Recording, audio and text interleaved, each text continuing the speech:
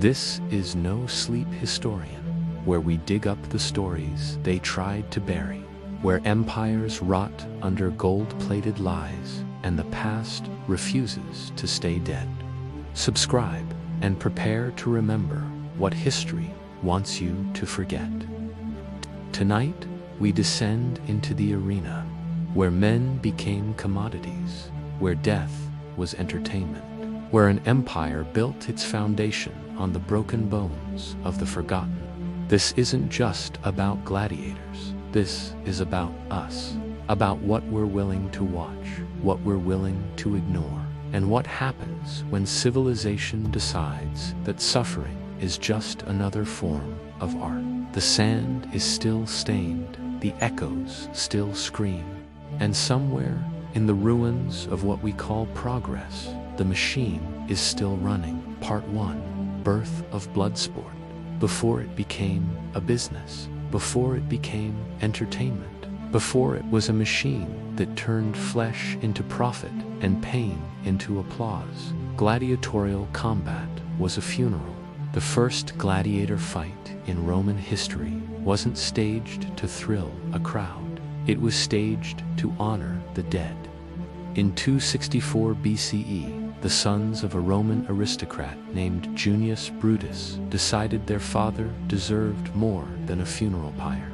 So they brought out 3 pairs of slaves, forced them to fight to the death in the Forum Boarium, Rome's cattle market turned killing floor. It was called a munus, a duty or offering to the underworld gods. The idea was simple. Blood honors the dead. The more blood, the more honor. And Rome liked the way that looked. But let's pause here. Let's really understand what happened that day. Picture it, the Forum Boarium, normally filled with the bellowing of cattle and the haggling of merchants, suddenly transformed into something else entirely. The air thick with incense and expectation. Roman citizens gathering not for commerce, but for carnage. The sons of Brutus, dressed in their finest togas, watching as 6 men, nameless, voiceless, property, were handed weapons they barely knew how to use. These weren't trained fighters. They were human sacrifices with swords. The combat was crude, desperate, final. No rules beyond death. No mercy beyond the grave. The crowd watched, not with the sophisticated bloodlust that would come later, but with the raw fascination of people witnessing something fundamentally new, something that spoke to the darkest corners of the human spirit.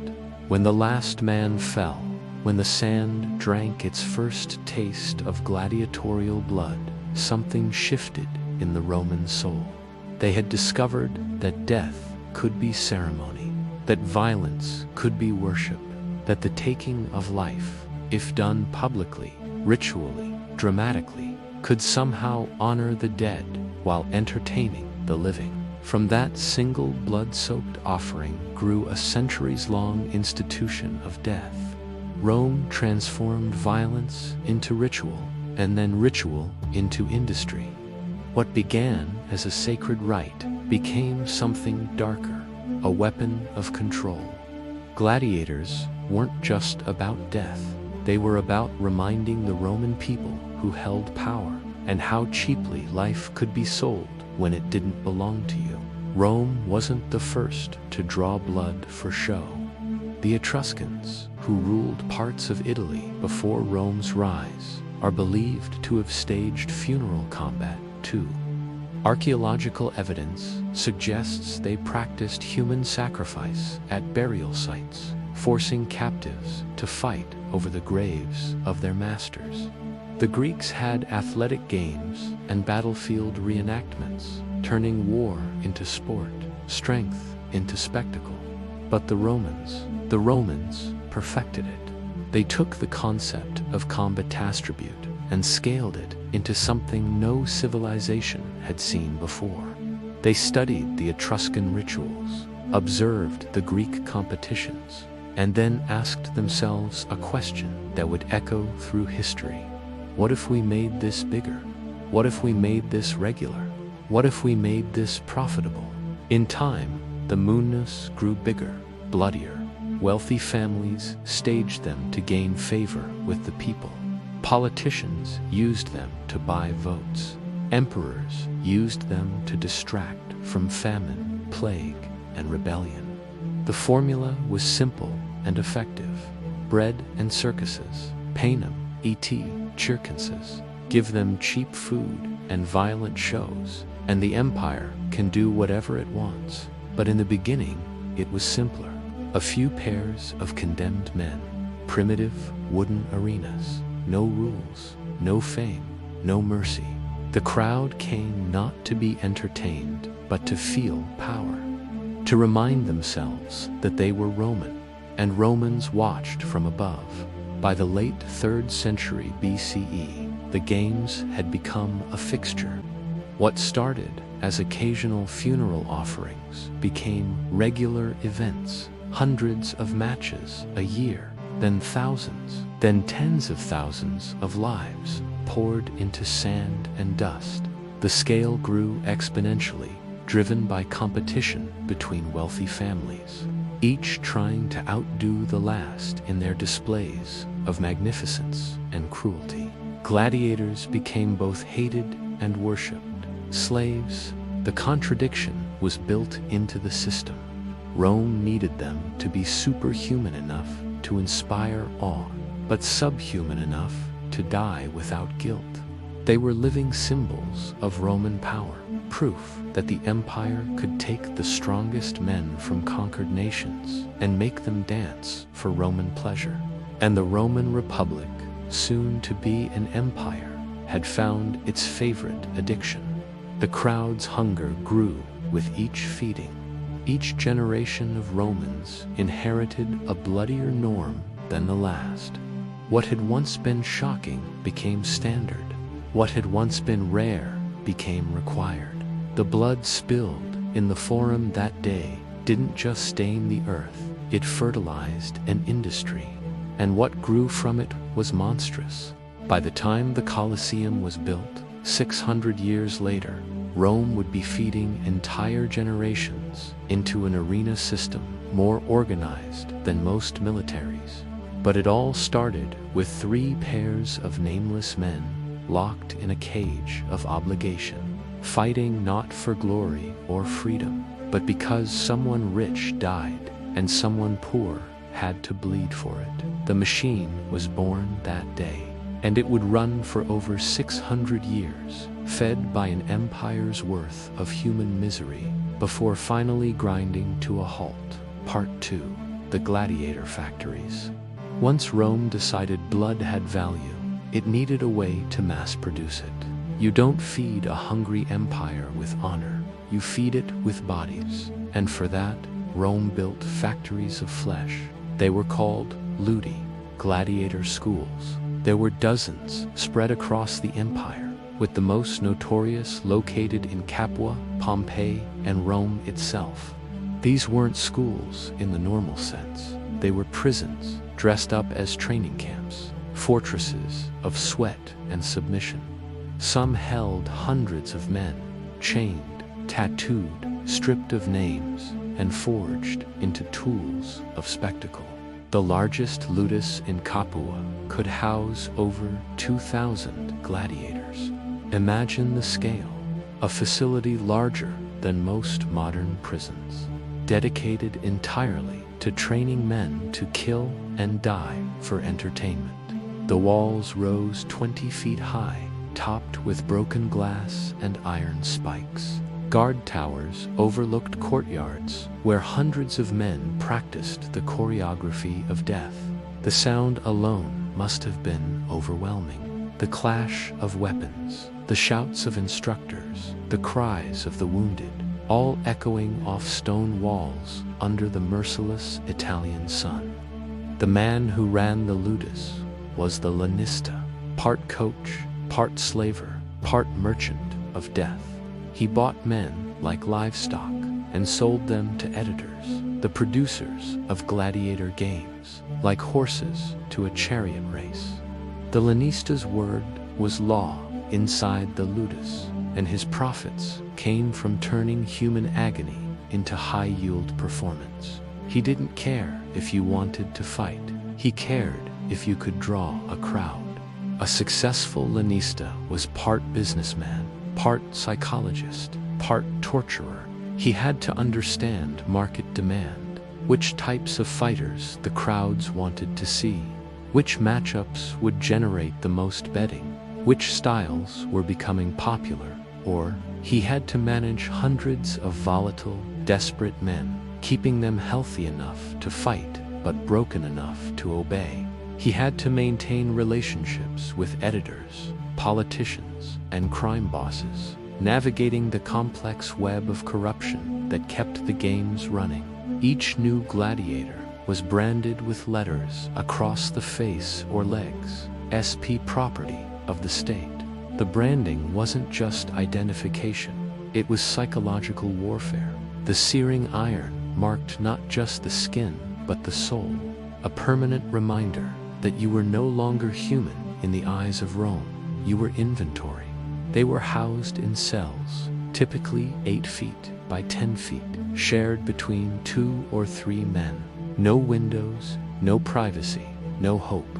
Fed a diet of barley, beans, and meat, not for kindness, but to build bulk, to thicken the body for the blade. The diet was scientifically calculated. Enough protein to build muscle, enough carbohydrates for energy, enough fat to create the kind of physique that looked impressive in the arena. They were conditioned like weapons, not to win, but to be seen losing well. There were instructors, usually former gladiators themselves, called doctors. These were the lucky few who had survived long enough to earn their freedom and chose to stay in the only world they knew. They taught technique, but also pageantry. A gladiator had to die with posture. If you flinched, if you begged, if you cried, the crowd noticed. And a disappointed crowd was more dangerous than your opponent. Every movement was measured. Every blow was practiced. You didn't just learn to fight. You learned to perform your own execution. The training was brutal, methodical, endless. Morning sessions focused on strength and endurance, lifting stones, running in armor, practicing basic movements until they became instinct. Afternoon sessions were about technique, learning the specific skills of your assigned gladiator type, mastering the weapons that would either save your life or end it beautifully. But perhaps the cruelest part of the training was psychological. The doctors broke down whatever identity you had brought with you and rebuilt you as a product.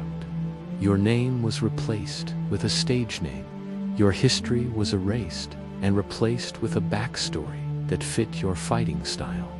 Your personality was molded to match whatever character the crowd expected. You weren't just learning to fight, you were learning to disappear. The ludus operated on a strict hierarchy. New arrivals, called novitiates, were at the bottom, subjected to the worst treatment, the most dangerous training exercises, the least food. Veterans who had survived multiple fights commanded respect and slightly better conditions. Former gladiators turned instructors held real power within the walls, and above them all, the lanista reigned absolute. But the most insidious aspect of the ludus system was how it created its own twisted form of hope. The best fighters received better food, private cells, even conjugal visits. They were given names, reputations, followings. The system dangled the possibility of fame, wealth, even freedom in front of men who had nothing else to live for. It was psychological manipulation at its most sophisticated, creating an environment where men would compete not just to avoid death, but to achieve a perverted form of success within their enslavement. Every day, across dozens of cities, the gladiator factories kept churning, training, branding, preparing. The empire demanded games, the crowds demanded blood, the sand demanded fresh stains, and Rome, always delivered. The ludi were more than schools. They were the beating heart of an industry built on human suffering. Assembly lines for manufacturing heroes and corpses in equal measure.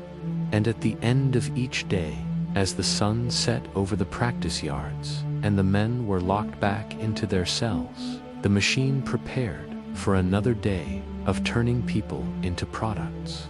Part 3: Slaves, Prisoners, and the Damned. Rome didn't ask for volunteers. Rome took what it needed. When the empire wanted gladiators, it didn't recruit, it harvested. The ludi were fed by a brutal supply chain of conquest, crime, and desperation. Every battlefield, every courtroom, every debt ledger, a potential funnel into the arena. The most common fuel for the games were slaves, and Rome had no shortage. The empire's military machine was designed not just to conquer territory, but to capture people. Every Roman victory meant thousands of new captives: Gauls, Greeks, Carthaginians, Britons, men dragged across continents in chains, sold by weight, divided by strength, and marked for the arena. These were not warriors by choice. They were men torn from families, tribes, and gods, stripped of everything except the right to die for entertainment. The slave markets of Rome were efficient, ruthless operations. Captives were sorted like livestock, the strong and young marked for gladiator training, the skilled assigned to labor, the weak sent to mines or fields where life expectancy was measured in months. Slave traders developed an eye for arena potential, looking for the right combination of physical strength, mental resilience, and exotic appeal that would translate into box office success. But slavery in Rome wasn't just about military conquest. The empire's legal system was designed to feed the arena's hunger. Debtors who couldn't pay their creditors could be sold into slavery. Criminals convicted of certain crimes automatically became property of the state. Even free citizens could lose their status through legal proceedings, political persecution, or simple bad luck. The machinery of Roman law was calibrated to produce a steady stream of human material for the games. Others came from Rome's own underbelly, criminals and condemned men, branded Noxi, sentenced to death in the most theatrical way possible. These weren't given the dignity of quick execution. They were processed through a system designed to extract maximum entertainment value from their deaths. Some were thrown to animals in elaborate hunts. Others were forced into hopeless matches against trained gladiators. For these, the games were not contests. They were executions in costume. The Noxi faced particularly creative deaths. Roman ingenuity, when applied to human suffering, produced innovations in cruelty that would make modern torturers blanch. They were burned alive while dressed as mythological figures, crucified in reenactments of famous legends, torn apart by specially trained animals in scenarios that mimicked classical stories. The crowd loved the literary references, the artistic touches that transformed simple murder into cultural entertainment. And if you were convicted of treason, murder, or desertion, you weren't just executed, you were fed to the machine, slowly, in pieces, before a crowd. The empire understood that public death wasn't just punishment for the condemned, it was education for the living. Every brutal execution was a lesson in the consequences of defying Roman power. But not all gladiators were dragged in chains. Some walked through the gates willingly. These were the Octorati, free Roman citizens who sold themselves into slavery to become gladiators. The reasons were always different: poverty, gambling debts, bankruptcy, shame. Some were thrill seekers, drawn to the arena's dark glamour. Some wanted the fame that came with gladiatorial success. Some just had nothing else to live for. The Octorati represent perhaps the most disturbing aspect of the gladiator system, the way it seduced even free men into voluntary slavery. These were citizens who had looked at their options in Roman society and decided that selling themselves into potential death was preferable to whatever alternative they faced. Some were motivated by debt, others by scandal, still others by a twisted form of ambition. They signed a contract, swore an oath, and became property of the lanista. That oath was no small thing. Octorati swore to be burned, bound, beaten, and killed with steel if ordered, and to never resist. The Latin text of the gladiator's oath has survived. I will be burned with fire, bound with chains, beaten with rods, and killed with steel. It was a death pact, and for a few coins, they agreed to it. The psychology of voluntary gladiators reveals something profound about Roman society. In a culture that worshipped strength and despised weakness, that celebrated conquest and ignored suffering, the arena offered a perverse form of social mobility. A successful gladiator could achieve fame, wealth, and adoration that would never be available to them as ordinary citizens. They could become celebrities, sex symbols, heroes, even while remaining slaves. But the lowest of the low, the ones with no training, no chance, no name, they were the damnati ad ludum, the damned to the games. Rome made a special category for them. They weren't even called gladiators. They were fodder, thrown into impossible fights, wild animal hunts, or forced to reenact myths where the ending was always death. One man might be dressed as a thief from legend and crucified as a show. Another might be forced to play a god, only to be mauled by lions in a divine punishment finale. Art, Rome called it, punishment with a plot. These were public executions wrapped in theater, not to punish the condemned, but to warn the watching. The damnati were human props in elaborate morality plays, their deaths serving as both entertainment and education for the crowd. Every man who stepped into the arena had a number, a mark, a purpose. Some were meant to last, some were meant to die fast, but all of them, free or slave, foreign or Roman, were owned. Rome didn't care where you came from, only that when you hit the sand, you made them feel something. The supply chain that fed the arena was vast, complex, and utterly indifferent to human suffering.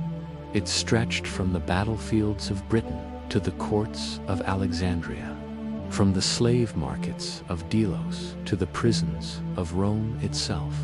Everywhere the empire touched, it left behind broken families, shattered communities, and empty spaces where people used to be. And all of it flowed into the sand, where individual tragedies became mass entertainment. Part 4. Weaponized Identity. The arena was never just a battleground. It was a stage. And every man who stepped onto it wasn't just a fighter, he was a symbol. Gladiators were branded not only by chains or contracts, but by identity assignments. Pre-packaged costumes meant to entertain, provoke, and dehumanize. You didn't just fight, you performed a role, one often designed to remind the Roman crowd who the empire had conquered and who still ruled. These roles were divided into gladiator classes, each one with its own armor, weapons, and style. They were exaggerated, theatrical versions of foreign enemies and exotic fighters. The crowd didn't just want violence, they wanted narrative, and Rome gave them characters.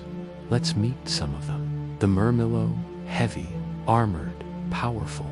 He wore a massive crested helmet decorated with a fish, carried a rectangular shield called a scutum, and wielded a gladius, the short Roman sword. The fish crest wasn't random decoration, it was symbolic. In Roman mythology, fish were associated with the underworld, marking the Murmillo as a warrior of death. He was often made to represent Roman military strength, cast as the disciplined soldier. When he won, the crowd cheered Rome. When he lost, they gasped at Rome's vulnerability. The Murmillo's equipment was deliberately similar to that of a Roman legionnaire, but exaggerated for theatrical effect. His shield was larger, his helmet more elaborate, his movements more stylized. He represented the ideal of Roman military might, disciplined, methodical, overwhelming, but he also represented its limitations. Even the strongest Roman could fall, and the crowd needed to be reminded that strength alone didn't guarantee victory. The Threx, or Thracian, was modeled after the enemies of old. He fought with a curved sword called a sika, used a small square shield, and wore a high-crested helmet with wide cheek plates. In real life, Thracians were conquered long ago, their kingdoms absorbed into the empire, their people enslaved or Romanized. But in the arena, they lived on as caricatures. Every swing was a reminder that the empire had broken them once. The Threx represented the exotic, the foreign, the conquered. His equipment was deliberately un-Roman, curved instead of straight, small instead of large, ornate instead of functional. He fought with passion rather than discipline, emotion rather than technique. When a Threx won, it was a thrilling upset. When he lost, it confirmed Roman superiority. The Retiarius was the oddest of them all. No helmet, no shield, just a net, a trident, and a dagger. He was meant to look weak, almost laughable, a fisherman against soldiers. But the Retiarius was fast, clever, and unarmored. His whole existence was a gamble. He had to entangle and strike before the crowd grew bored, or he grew dead. The Retiarius represented a different kind of masculinity than the heavily armored gladiators. Where others relied on strength and protection, he depended on speed and cunning. His near-nakedness made him vulnerable, but also highlighted his athleticism.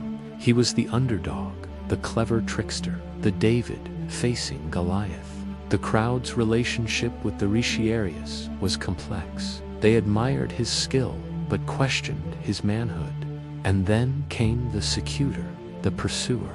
He existed only to hunt the Retiarius. His helmet was smooth, rounded, with tiny eye holes, designed to deflect the net. He was the answer to the Retiarius, a literal predator built by the system to cancel out another creation.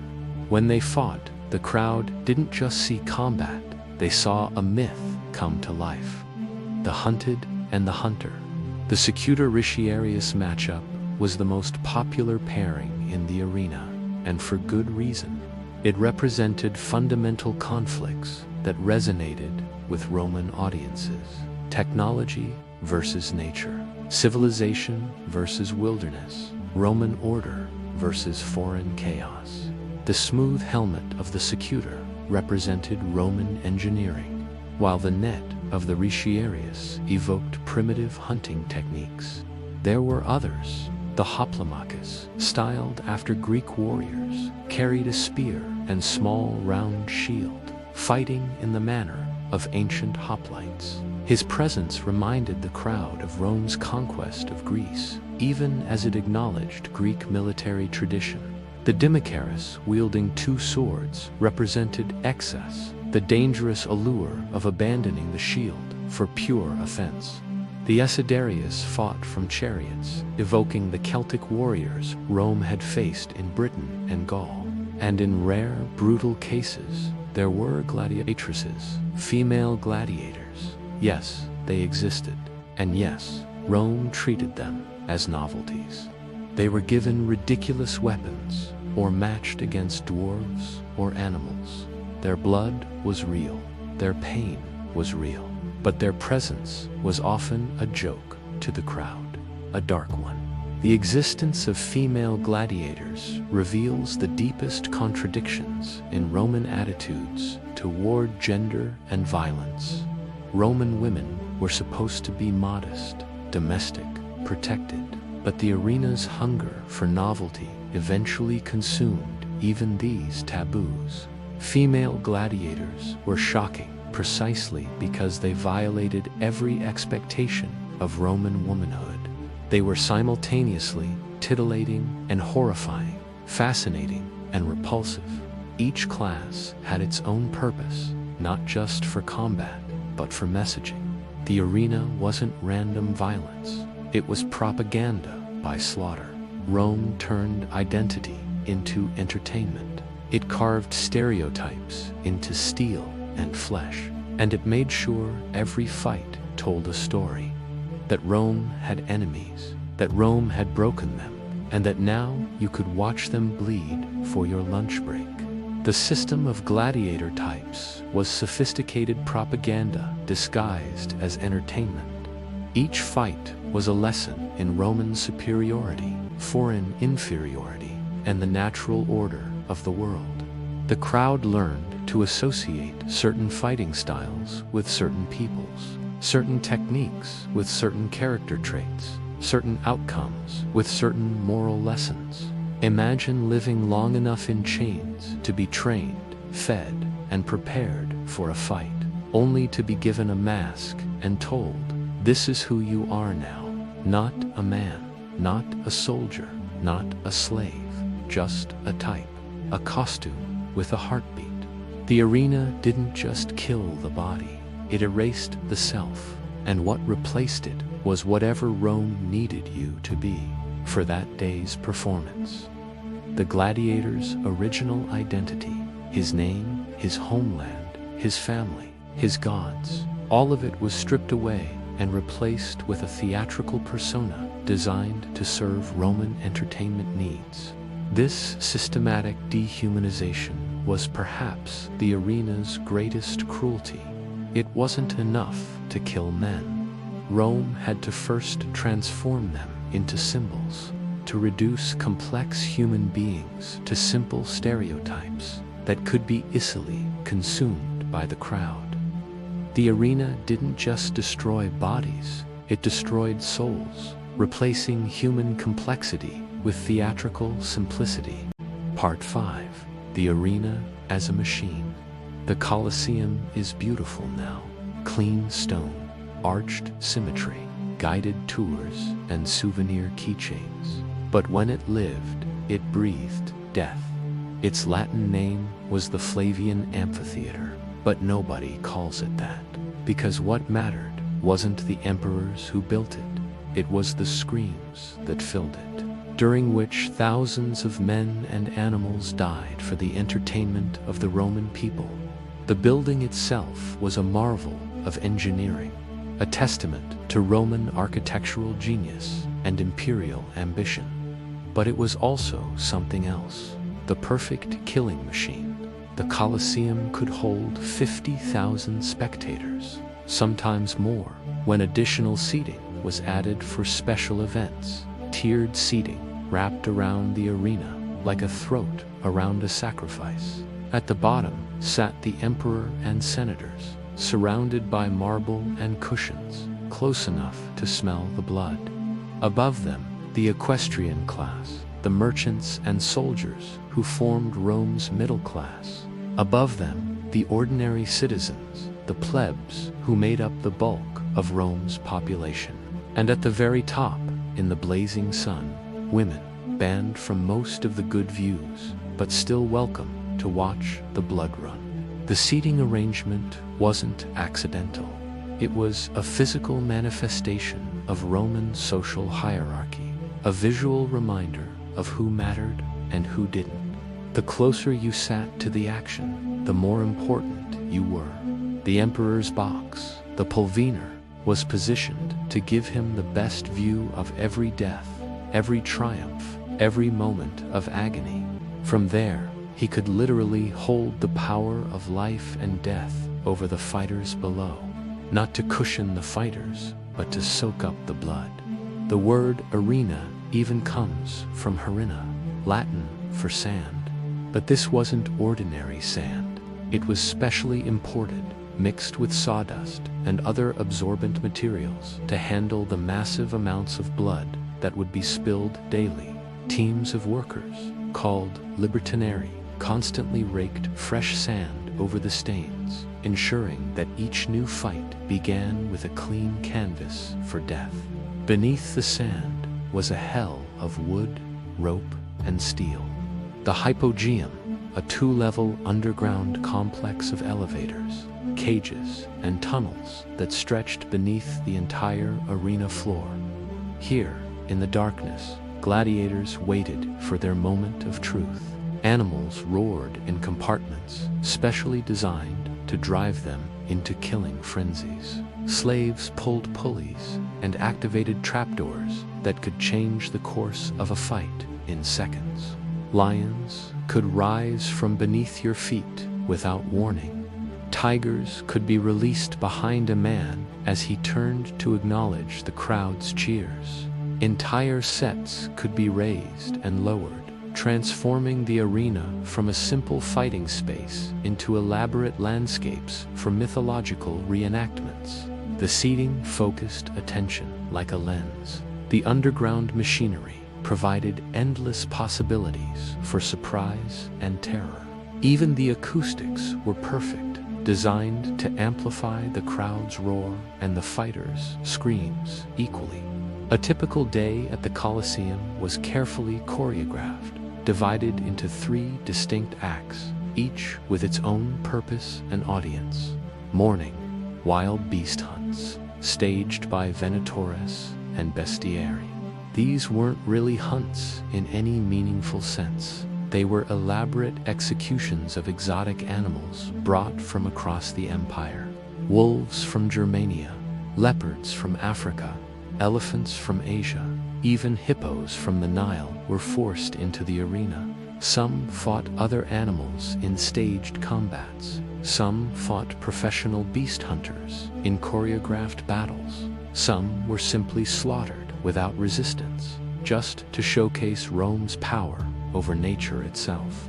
They demonstrated Roman dominance over the natural world, showcasing the empire's ability to capture and transport dangerous beasts from the furthest corners of the known world. They also served as a warm-up for the main events, getting the crowd's blood up and establishing the day's tone of violence and spectacle. Midday executions. This was when the condemned, the Noxi, met their ends. But these weren't simple executions. They were elaborate theatrical productions designed to educate as much as entertain. Criminals were torn apart by animals, burned alive, crucified, or forced to fight with no armor against trained killers. These weren't matches in any sense. They were messages. Disobey Rome, and this is your curtain call. The crowd got to see justice done in spectacular fashion, while potential criminals received a vivid lesson in the consequences of defying imperial law. Afternoon, the main event, gladiator duels. This was what the crowd came for, what they bet on, what they talked about for weeks afterward. Fighters emerged from the hypogeum to the roar of the crowd, their weapons gleaming, their bodies oiled and prepared for death. The editor of the games, often a politician or emperor, chose the pairings, sometimes fair, often not. And the crowd wanted more than blood. They wanted drama, a comeback, a fatal blow just as the sun touched the horizon. Matchups were chosen not for fairness, but for drama. Veterans might be pitted against newcomers, heavy fighters against light, popular champions against hated foreigners. Every pairing was designed to tell a story, to evoke particular emotions from the crowd. He was appealing to the editor for mercy. The signal for surrender was specific and ritualized. The defeated gladiator would kneel, place his left hand on his opponent's thigh or foot, and raise his right index finger toward the editor's box. A thumbs up or thumbs down. That's how we remember it. But the truth, the historical reality, was more complex. The emperor didn't usually give a thumbs down. That was Hollywood. In reality, the crowd would chant, "Ugula, kill him," or "Mit, let him go." The editor listened carefully to the crowd's will. The games were his gift to the people. Their voice was law. If spared, the loser lived to fight another day, though he would carry the shame of defeat and the knowledge that he owed his life to the whim of strangers. If not, the victor would finish the job, quickly if he was merciful, slowly and theatrically if the crowd demanded a show. A man in a skull mask called the Karin, named after the ferryman of the dead, would step forward with a mallet or hot iron, just to make sure the body was truly lifeless. Then, and only then, would the corpse be dragged through the Porta Libertinensis, the gate of death. While the crowd's attention turned to the next fight, the arena wasn't about skill, it was about control. Everything from the trapdoors to the seating, from the timing to the matchups, was designed to remind you where you stood in the system, and it worked. The crowd came again and again to watch flesh become dust, to forget their hunger, their fear, their emperor's madness, for just a few hours of rage, relief, and roaring applause. The Colosseum was not a ruin, it was a machine, oiled with suffering, fueled by fear, calibrated for maximum psychological impact. And it ran like clockwork, day after day, year after year, feeding an empire's appetite for violence with the precision of a Swiss watch and the efficiency of a slaughterhouse. Part 6. Life, Death, and Betting. It's easy to look back at the arena and see ritual, discipline, pageantry, brutality, dressed in honor. But don't be fooled. For the Roman crowd, it was a gamble, a blood-stained casino with living chips. And every sword clash rang like the spin of a wheel. The arena wasn't just entertainment, it was Rome's stock market, where human lives traded like commodities and fortunes were made on the edge of a blade. Walk through the streets of ancient Rome on game day, and you'd hear it everywhere. The whispered negotiations, the shouted odds, the clink of coins changing hands faster than blood could spill on sand. Betting was woven into every layer of the gladiator games. It wasn't just allowed, it was expected. You came to the arena with your bread, your wine, and your coin. The crowd didn't cheer for honor, they cheered for payouts. Who would win? Who would die? Would the newcomer upset the veteran? Would the Retiarius entangle the Murmillo before the third pass? Rome didn't need apps or betting slips. The action happened in whispers. Coins passed through hands. Odds shouted like war cries across the tiers. Bookmakers worked the crowds like modern-day hustlers, memorizing faces, tracking debts, calculating odds based on everything from a fighter's breakfast to the phase of the moon. They knew which gladiator had a weak left knee, which one fought better in rain, which lanista was known for drugging his fighters before big matches. The editor, the man running the games, often rigged the matchups, not for fairness, but for maximum suspense.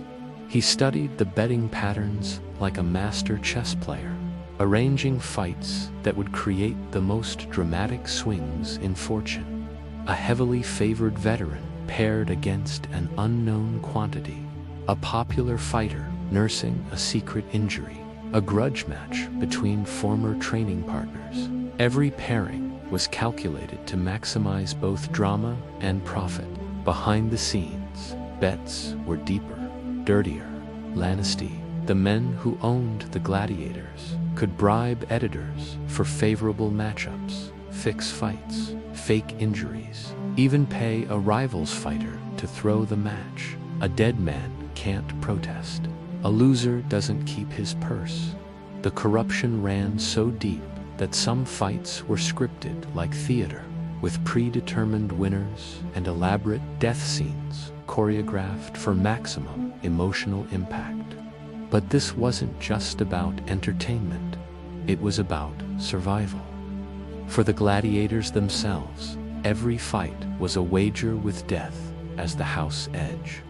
They learned quickly that crowd appeal mattered as much as sword skill. A charismatic fighter who lost spectacularly might live longer than a boring winner. The politics of the arena were as deadly as any weapon. And yes, gladiators were paid if they survived. The compensation system was complex, almost modern in its structure. Base pay came from the lanista, performance bonuses from the editor, and tips from enthusiastic spectators. The best fighters earned palm branches for victory, and money from the editor, the crowd, and the lanista. Some even got gifts from admirers, food, jewelry, letters. A few got more than that. The most beloved gladiators were sponsored like ancient celebrities. Merchants would pay to have their names associated with famous fighters. Wine shops would sponsor a gladiator's equipment in exchange for endorsements.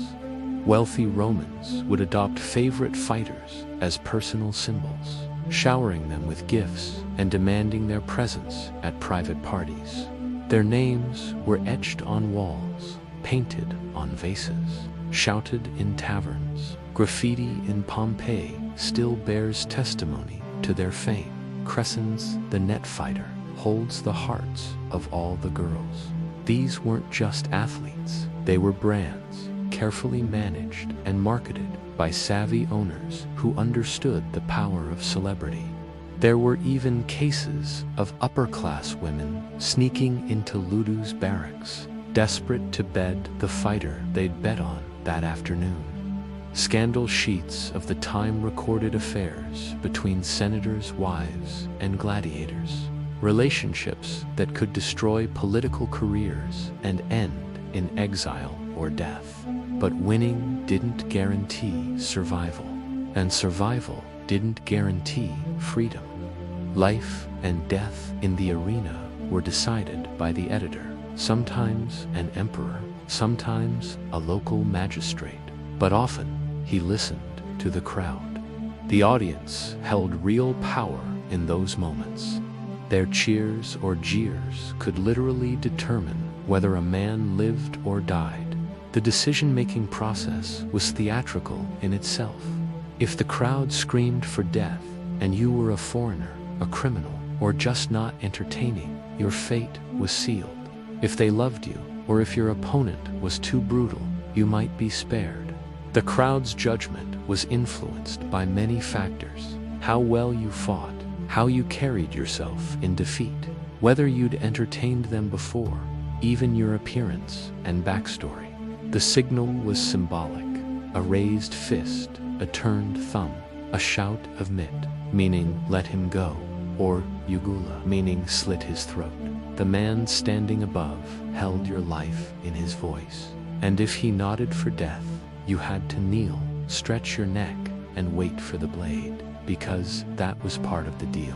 Dying well was just as important as fighting well. The manner of death was as choreographed as the fights themselves. A gladiator was expected to face death with dignity, to provide one final moment of drama for the crowd that had wagered on his destruction. Some would give speeches, others would pray to their gods. The best deaths became legendary, talked about for years afterward. For some, the gamble paid off. If a gladiator won enough matches, sometimes 5, 10, 15, he might be awarded a rudis, a wooden sword symbolizing his freedom, a rare thing, but not impossible. The rudis ceremony was itself a spectacle, with the crowd cheering for a man who had literally fought his way to liberty. He became a rudiarius, a free man. He could walk away, set up shop as a trainer, maybe even start his own ludus. Or he could return, this time as a volunteer, richer, more famous, still deadly. Some free gladiators made fortunes as trainers and managers. Others couldn't adjust to life outside the arena and returned to the only world they knew. But most never saw that sword.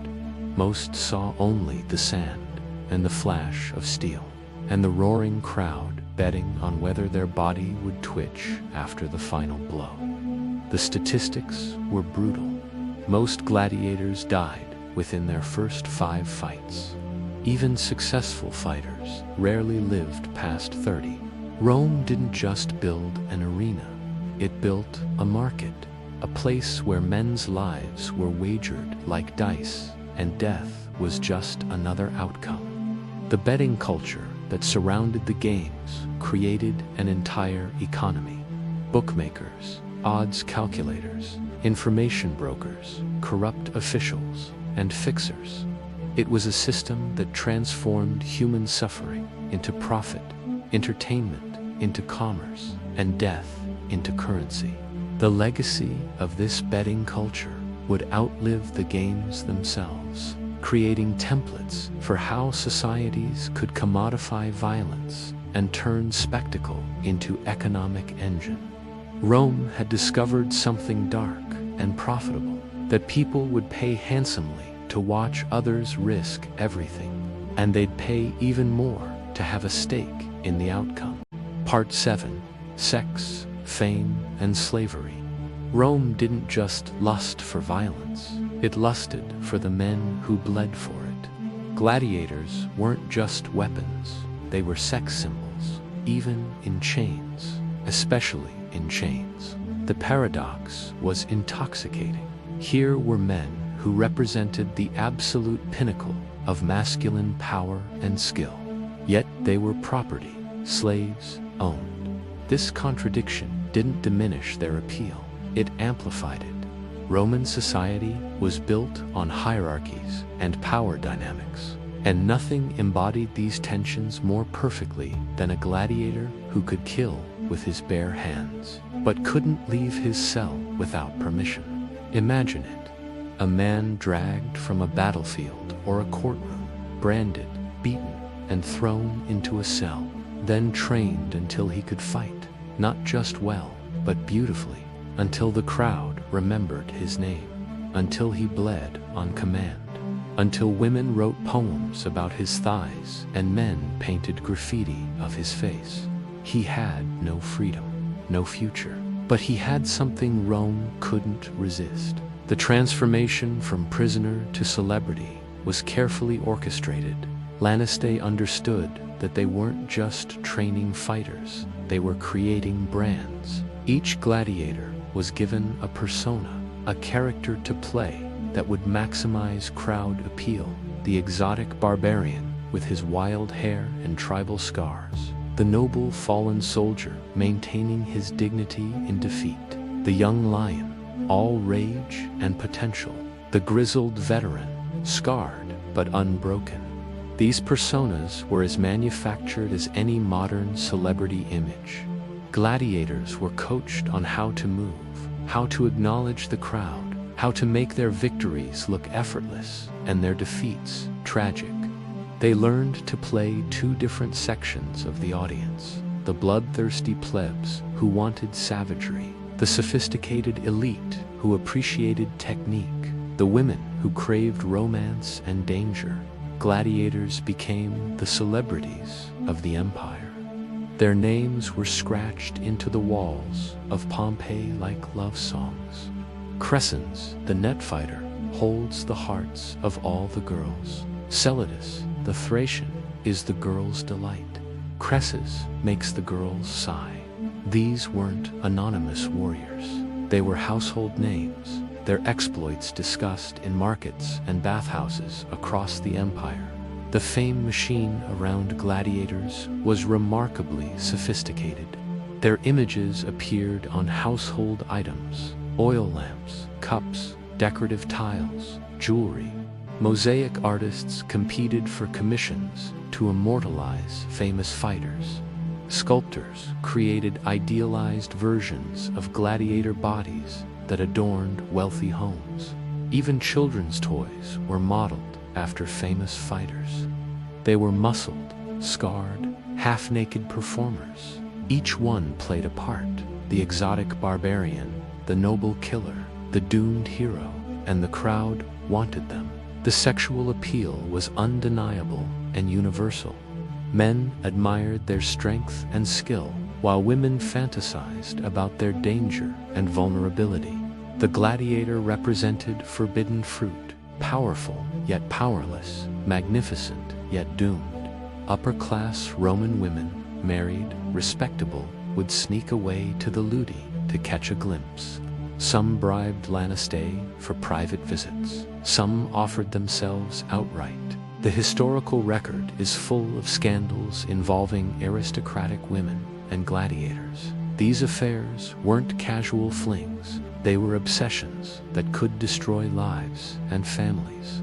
There are records of senators divorcing their wives for sleeping with gladiators, not because of morality, but because they had stooped beneath their class. Because loving a gladiator meant loving a slave. Roman society could tolerate almost any sexual behavior within the proper social boundaries, but crossing class lines was unforgivable. A senator's wife could take lovers, but they had to be senators' sons. The disgrace wasn't just personal, it was political. In a society where status was everything, being cuckolded by a slave was the ultimate humiliation. Some husbands killed both wife and gladiator. Others simply disappeared from public life, their careers destroyed by scandal.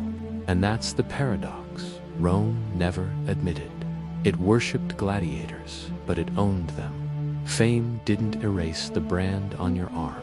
It just made the crowd more obsessed with how you died. The more famous a gladiator became, the more valuable his death became. A nobody dying in the arena was just another casualty. A celebrity dying was an event that could be talked about for generations. Some gladiators were rented out for private parties, not to fight, but to entertain, to serve, to be gawked at. Wealthy Romans would hire gladiators as living decorations for their dinner parties. Guests could examine their scars, feel their muscles, hear their stories. They were human trophies, proof of their host's wealth and connection. Some were used as escorts, legally or not. Rome didn't blush. It used its fighters like furniture. The line between entertainment and prostitution was often blurred. A gladiator might be hired to perform for a private audience in ways that had nothing to do with fighting. Their owners took a cut of everything, turning human sexuality into just another revenue stream. Others became the subject of scandalous art, statues, or erotica. Their faces were printed on lamps. Their bodies were copied by sculptors. Erotic art featuring gladiators was common in wealthy homes, depicting them in various states of undress and activity. But they still slept in cells, still trained under the lash, still had no rights. And yet, some leaned into it. They played to the crowd, flirted from the arena floor, winked after a kill. Smart gladiators understood that charisma was as important as swordplay. They cultivated their images, developed signature moves, created storylines that would keep audiences invested in their careers. A lucky few used their allure to gain patrons, gifts, even political connections. The most successful gladiators accumulated wealth that rivaled that of free citizens. They received gifts of money, jewelry, property, even slaves of their own. Some established networks of supporters who would provide for them in retirement or death. One gladiator, Flemma, was offered his freedom 4 times. He refused each time. He liked the fight, he liked the fame, or maybe he knew that the only thing worse than dying in the arena was fading into nothing outside it. Flemma understood something that many didn't. Freedom meant anonymity, and anonymity meant irrelevance. Even rarer were the gladiatresses, female gladiators. They existed. Rome never liked to talk about them, but they fought. Sometimes in side shows, sometimes in private events, sometimes in real matches, usually treated like novelties, like wild animals dressed in armor. But they fought just the same, and they bled just the same. Female gladiators faced even more complex social dynamics than their male counterparts. They were simultaneously empowered and objectified, feared and fetishized. Their very existence challenged Roman ideas about gender and power. Some were volunteers, attracted by the fame and fortune. Others were slaves, forced into the role by owners who saw profit in the novelty. The audience's reaction to gladiatresses was telling. Men were simultaneously aroused and threatened by women who could kill. Women were fascinated by females who had broken free of traditional roles, even in slavery. The gladiatresses became symbols of female power in a society that offered women few avenues for public recognition: sex, fame, slavery. In Rome, they were never far apart. A gladiator might be adored by thousands, adored like a god. But if he misstepped, if he lost, if he aged, if he disobeyed, he wasn't executed. He was recycled, replaced, forgotten. The career arc of a gladiator was brutally short. Physical decline came quickly in such a violent profession. A gladiator who was slow to heal, who showed fear, who lost his edge, would find himself forgotten as quickly as he'd been discovered. The crowd's love was fickle, always seeking the next new sensation. They weren't men, they were fantasies, packaged, sold, and thrown away. And the crowd always wanted more. The gladiator system was ultimately a machine for converting human beings into entertainment products. It took men and women, broke them down, rebuilt them as characters, exploited their sexuality and violence, and discarded them when they were no longer profitable.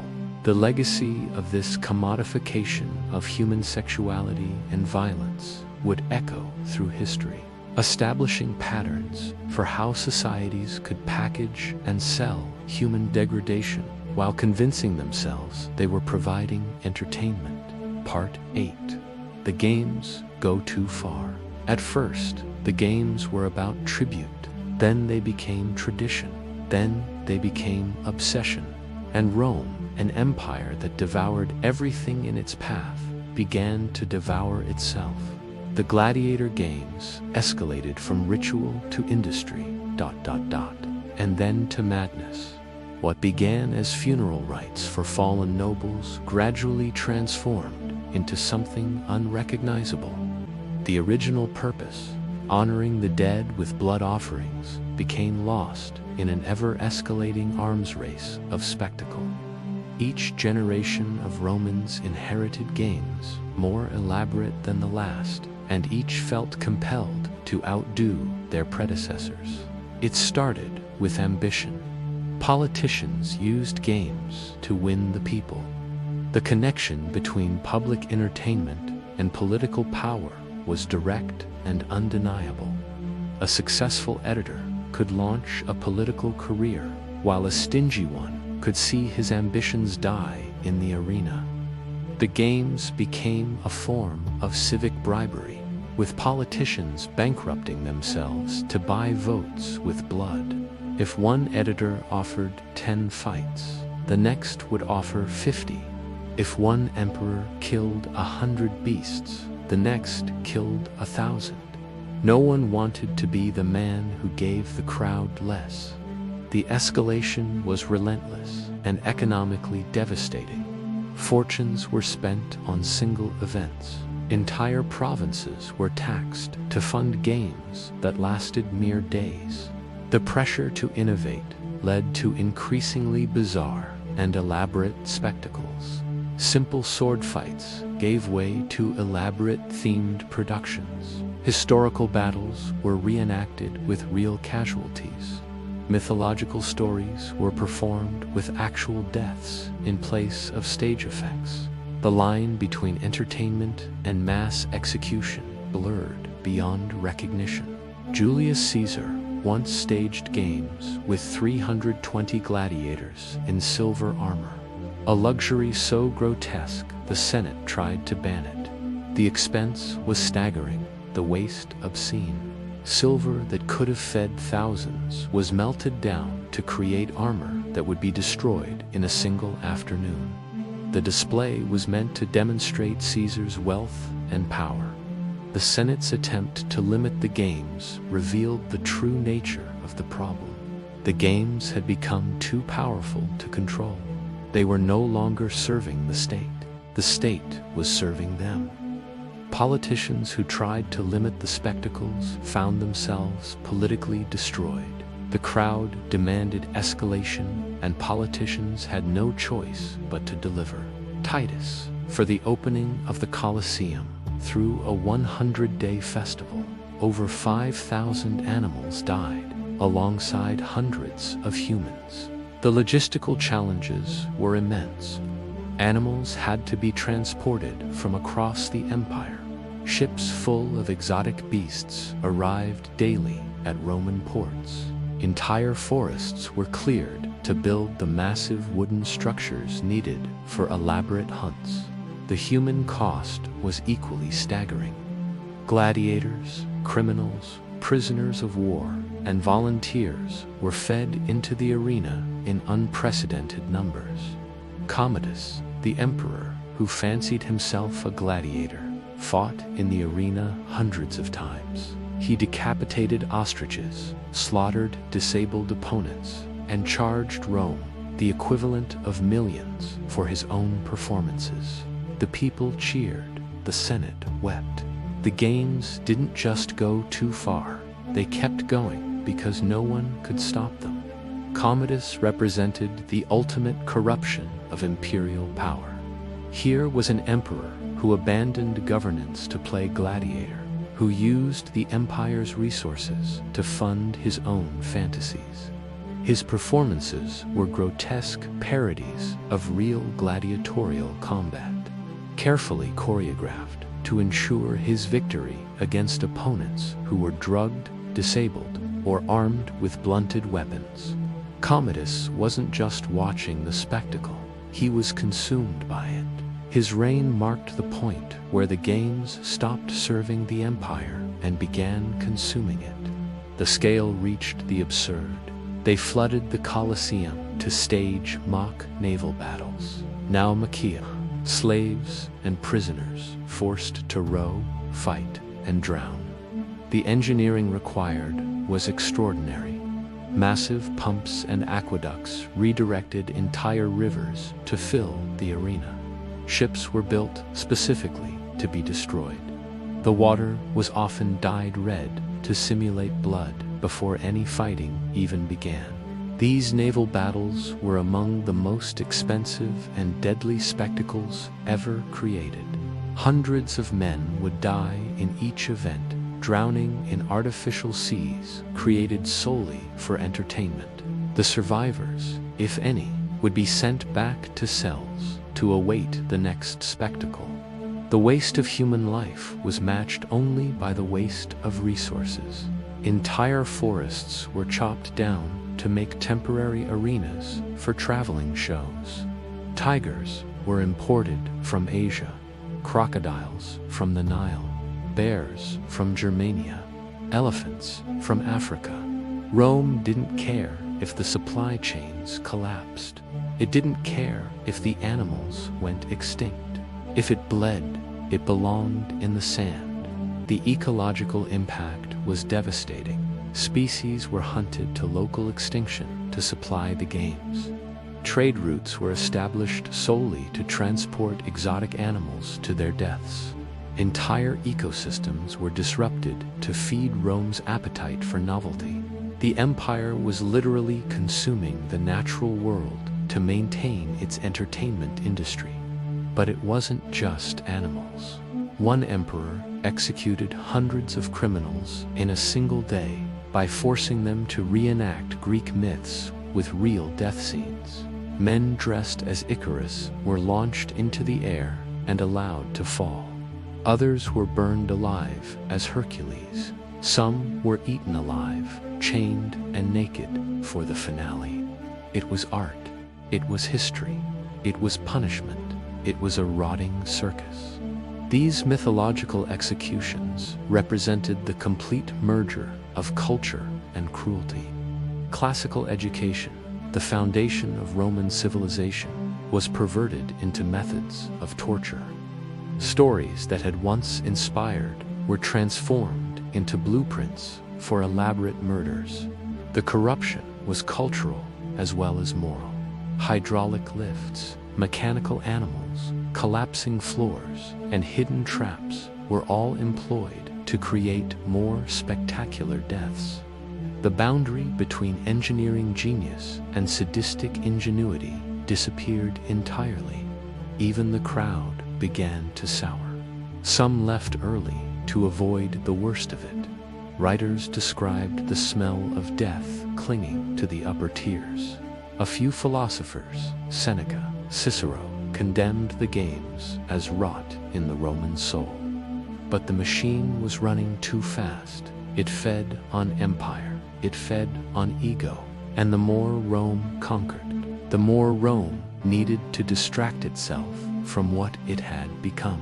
The psychological toll on spectators was becoming apparent. Regular attendees developed a tolerance for violence that required ever greater stimulation. What had once been shocking became routine. What had once been routine became boring. The audience was being conditioned to accept levels of brutality that would have horrified their ancestors. Some Romans began to recognize that the games were changing them as much as they were changing the empire. The constant exposure to violence was coarsening Roman culture, making cruelty casual and suffering entertaining. A few voices warned that Rome was losing its soul, but they were drowned out by the roar of the crowd. The games were never meant to be eternal. But nobody told the crowd that, and nobody told the emperors. Until one day, the crowd stopped clapping. The end came not from moral awakening, but from exhaustion. Rome had pushed spectacle so far beyond reason that it became meaningless. When everything is shocking, nothing is shocking. Rome had built an addiction out of agony. And like all addictions, it demanded more blood, more bodies, more spectacle, until there was nothing left to give. The empire had created a monster that devoured everything in its path, including eventually itself. The games that were meant to demonstrate Roman power instead demonstrated Roman sickness, a civilization so disconnected from humanity that it turned suffering into sport and death into entertainment. Part 9. The beginning of the end. No empire dies all at once. It cracks, it crumbles, and sometimes, it changes its gods. Rome, the eternal city that once screamed for blood, began to whisper a different name, Christus. The end of the gladiatorial games didn't come from a single decree or a moment of moral awakening. It came from the slow, grinding transformation of an entire civilization a shift so fundamental that it changed not just what Romans believed, but how they saw themselves and their world. The games didn't stop because they ran out of fighters, or money, or spectacle. They stopped because a new religion was spreading, one that saw suffering as sacred, not spectacular. Christianity, once a persecuted cult, was turning into a movement, and in its doctrine, blood wasn't for applause. It was for redemption. The transformation was gradual, but inexorable. Christianity offered something that traditional Roman religion couldn't: meaning in suffering. Where Roman gods demanded sacrifice and spectacle, the Christian God had already provided the ultimate sacrifice. Where Roman religion celebrated power and conquest, Christianity celebrated mercy and humility. At first, Christians were the victims in the arena, tied to stakes, torn apart by lions, burned alive to light the night. Rome fed them to the machine, thinking it would grind them into dust. But something unexpected happened. The more Christians died in the arena, the more converts they created in the stands. The early Christian martyrs transformed the very nature of the spectacle. They were supposed to be victims, entertainment, examples of what happened to those who defied Rome. Instead, they became witnesses. Their Greek word for witness was martyr, and that's exactly what they did. They testified to their faith with their deaths. But the crowd started noticing. These victims didn't beg, they didn't plead, they died singing, they died praying, and slowly, they changed the arena.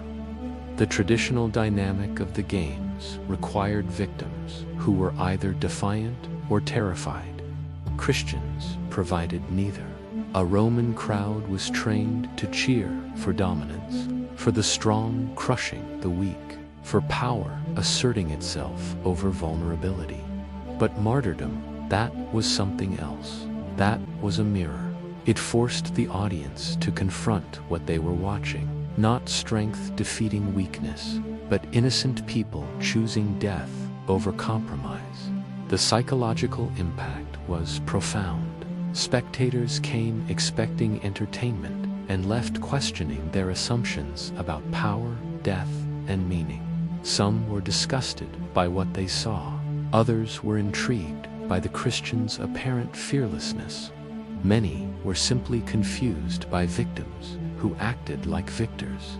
As more Christians died with dignity, the crowd began to see the cruelty for what it was. The games didn't feel like power anymore.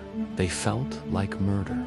The carefully constructed mythology of the arena, where death was glorious and violence was noble, began to crumble when confronted with people who redefined both glory and nobility. The transformation wasn't immediate or universal.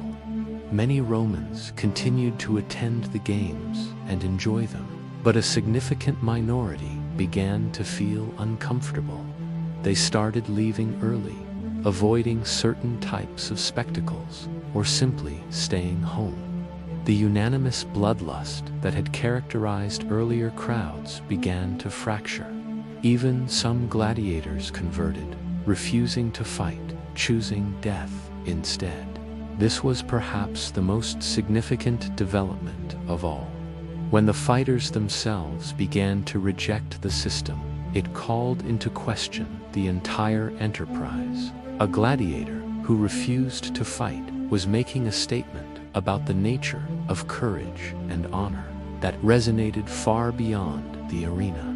These conversions were particularly powerful because gladiators were the ultimate symbols of Roman masculinity and power.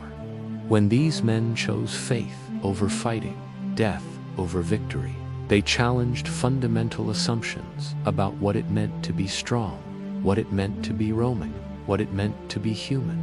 One gladiator named Telemachus is said to have leaped into the arena trying to stop a fight.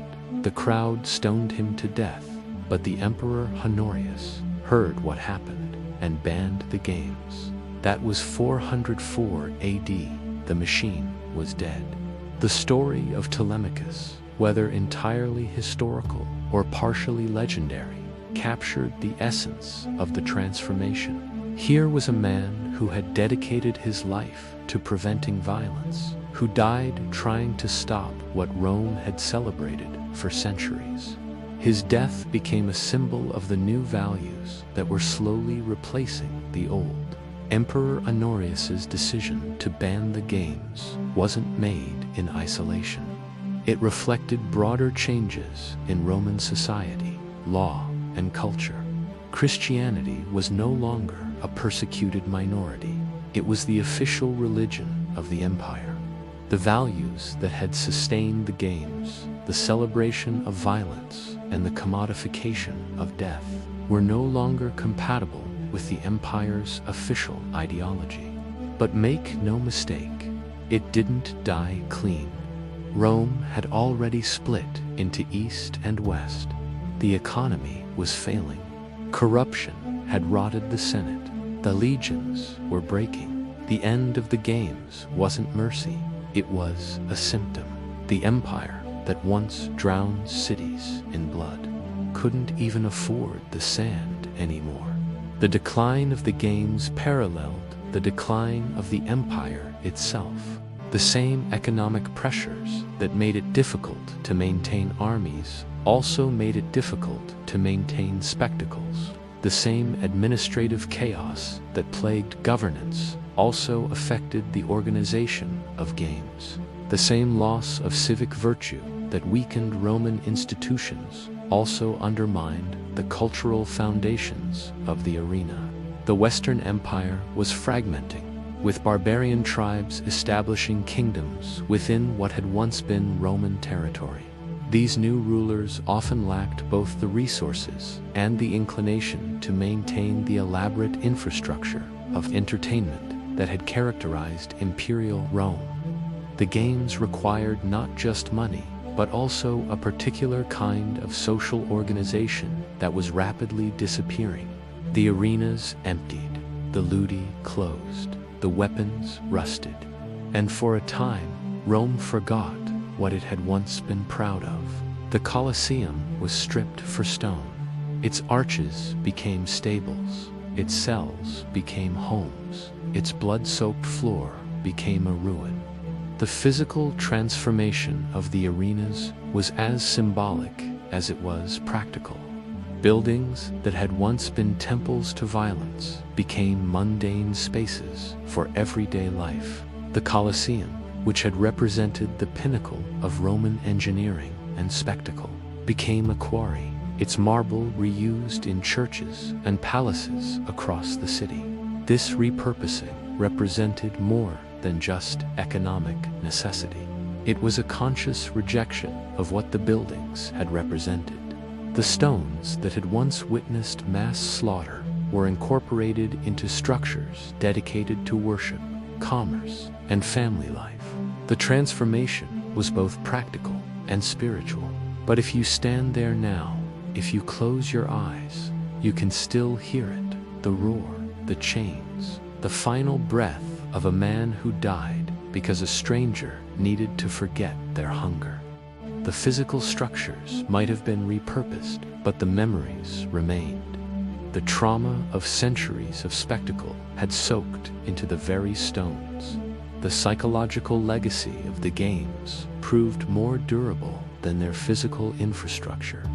The attitudes and assumptions they had fostered, the casual acceptance of violence and the commodification of suffering didn't disappear overnight. They were transformed, sublimated, redirected, but never entirely eliminated. The beginning of the end wasn't a war. It wasn't a fire. It was a man kneeling in the arena, refusing to kill, and a world realizing maybe that was the real strength. The true end of the gladiatorial age came not from external conquest, but from internal transformation. Not from the failure of the system, but from the recognition that the system itself was the failure. Christianity offered Rome something it had never had, a way to find meaning in suffering without requiring others to suffer, a way to find strength without requiring others to be weak, a way to find glory without requiring others to die. It was a revolutionary concept that ultimately proved more powerful than any gladiator's sword. Part 10. Legacy of the Arena. The Colosseum still stands, cracked, hollow, but not silent. The tourists walk the stone in sandals. They smile for selfies in the seats where senators once judged life and death. They touch the walls, not knowing how many bodies cooled there, but Rome remembers. And even if the blood is gone, the blueprint survived. Every year, millions of visitors pass through the ancient arena, most of them unaware that they're walking through what was essentially a massive execution facility. They see the grandeur of the architecture, the engineering marvel of the underground chambers, the impressive scale of the structure. They rarely contemplate the human cost that made it all possible. The guided tours focus on the technical achievements, how the arena could be flooded for naval battles, how wild animals were lifted from underground chambers, how the retractable roof protected spectators from sun and rain. These are remarkable accomplishments, but they obscure the darker reality of what these innovations were designed to facilitate. Modern visitors often express amazement at Roman engineering prowess, while remaining disconnected from the purpose of that engineering. The same society that built magnificent aqueducts and roads also perfected the technology of mass entertainment through violence. The genius was real, but so were the applications. Gladiators are long dead, but the world never stopped craving the spectacle of violence. Think about it. Stadiums filled with screaming fans, fighters trained in camps, broadcasts of blood, pain, and triumph, celebrities made from violence, bets placed on who survives, fame for the winners, forgetting for the dead.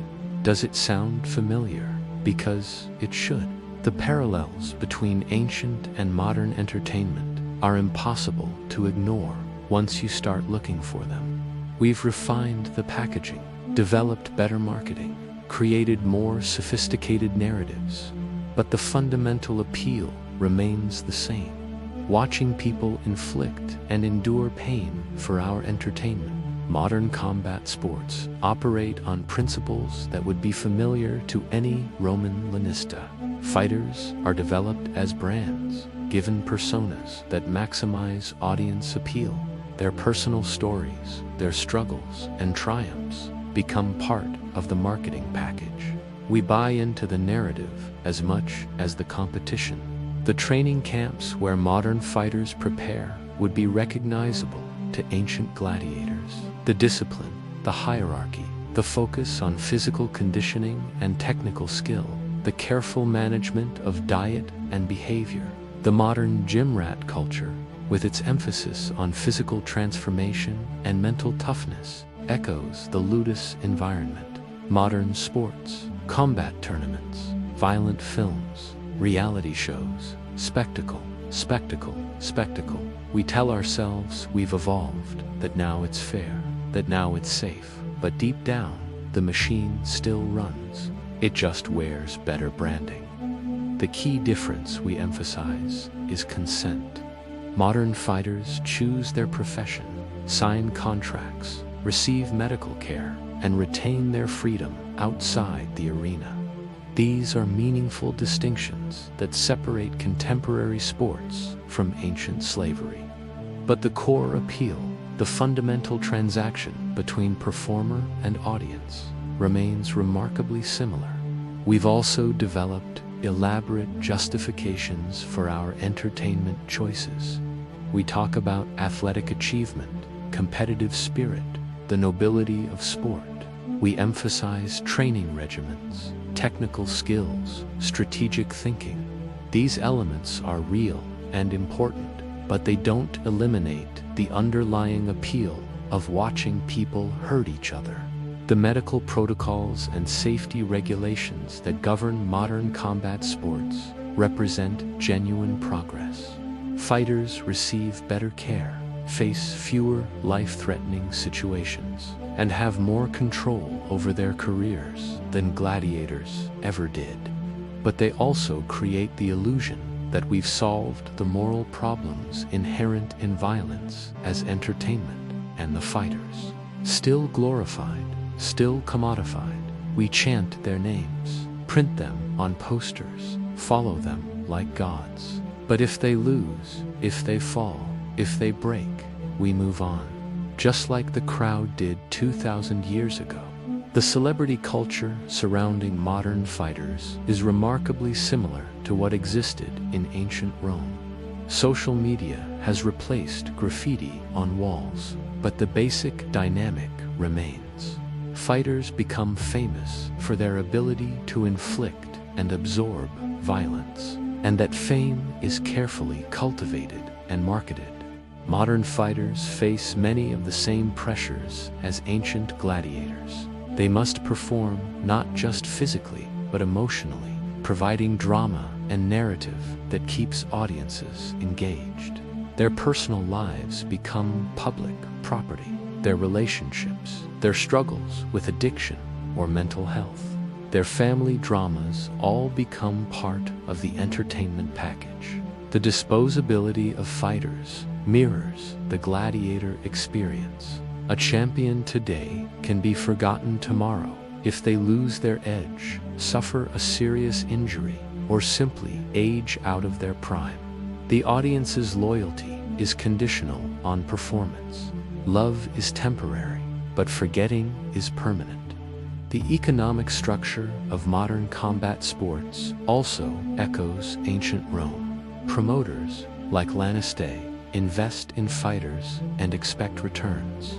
The most successful fighters generate massive revenues through ticket sales, merchandise, and pay-per-view broadcasts. But the majority struggle financially, fighting for small purses while promoters and broadcasters capture most of the profits. Even the word gladiator lives on. In our games, in our politics, in our minds. It means strength. It means honor. But it should mean something else, too. It should mean cost. Because every cheer is built on a body. Every show has a grave behind the curtain. And every empire that feeds itself on pain eventually forgets the flavor, but keeps the hunger. The romanticization of the gladiator continues to shape how we think about violence and entertainment. Movies, television shows, video games, and literature consistently portray gladiators as noble warriors rather than enslaved performers. This sanitized version of history makes it easier to ignore the uncomfortable parallels with our own entertainment choices.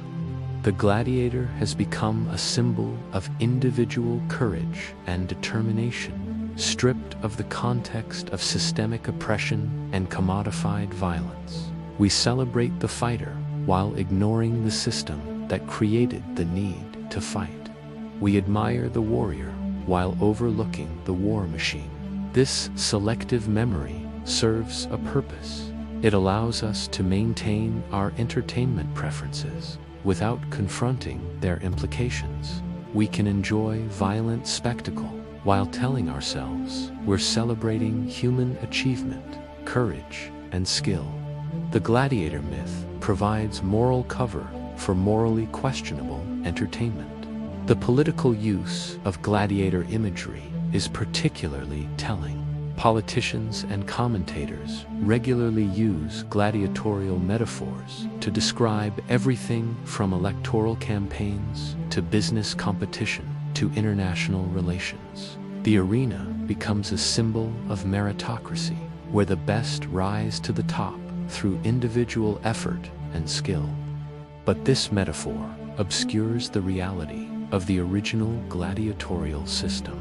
which was based on slavery, coercion, and entertainment for the powerful. When we describe politics as gladiatorial combat, we're unconsciously endorsing a system where human suffering serves the amusement of spectators. Rome's arenas are dead. But the idea that pain can be packaged is alive and thriving. It's not in the sand now, it's in the scream, the ring, the algorithm. The gladiators just bleed in high definition.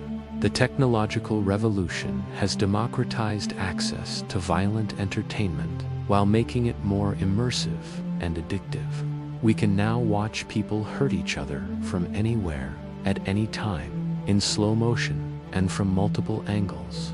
The barriers between spectator and spectacle have dissolved. Social media has created new forms of gladiatorial combat where people destroy each other psychologically rather than physically. The dynamics are similar.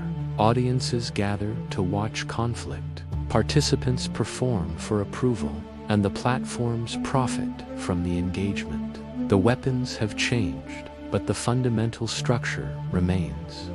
The algorithm-driven nature of modern entertainment creates a feedback loop that would be familiar to Roman editors. Platforms track what keeps audiences engaged and serve up more of the same.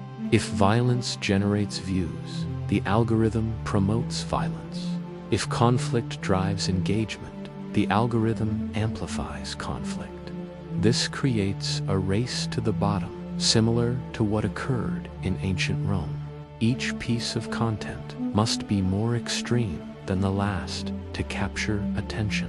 The tolerance for violence increases, requiring ever more graphic content to achieve the same impact. The same escalation that destroyed the Roman games is now built into our entertainment systems. The global reach of modern entertainment means that the gladiatorial mindset has spread far beyond the boundaries of any single empire. Violent spectacle is now a worldwide phenomenon, exported through movies, television, video games, and social media.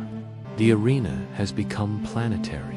Virtual reality promises to make the experience even more immersive. Soon, audiences won't just watch violence, they'll feel like they're participating in it. The distinction between spectator and participant, already blurred by interactive media, may disappear entirely. So the next time the crowd roars and someone's body is broken for your entertainment, ask yourself, is this really so different? Or is the arena just wearing a new mask? The question isn't whether modern entertainment is identical to Roman gladiatorial games. Obviously, it's not. The question is whether we've addressed the fundamental issues that made the Roman system problematic, or whether we've simply found more palatable ways to package the same basic transaction. The gladiatorial games ended not because Romans suddenly became more moral, but because they became unsustainable. The economic cost, the social disruption, and the psychological damage eventually outweighed the benefits. The question facing modern society is whether we'll learn from Rome's example or repeat its mistakes. The arena may be ruins, but the appetite it served is still very much alive.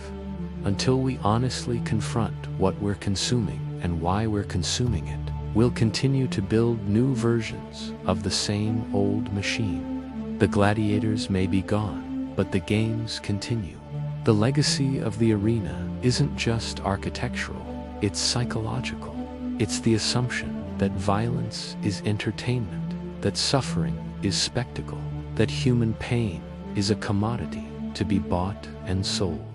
These assumptions have outlived the empire that created them, and they continue to shape how we think about entertainment, competition, and human worth.